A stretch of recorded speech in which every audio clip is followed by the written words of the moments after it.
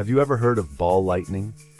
Imagine a glowing orb, sometimes as small as a pea or as large as a basketball, floating eerily through the air during a thunderstorm. This rare phenomenon has baffled scientists for centuries. Witnesses describe it as a luminous sphere that moves unpredictably, sometimes causing damage or even passing through walls. Despite its elusive nature, recent research suggests it may be linked to microwave radiation from lightning strikes. Laboratory experiments have even recreated similar effects using silicon vapor. Yet the true nature of ball lightning remains one of Earth's most captivating mysteries. Could this enigma ever be fully unraveled?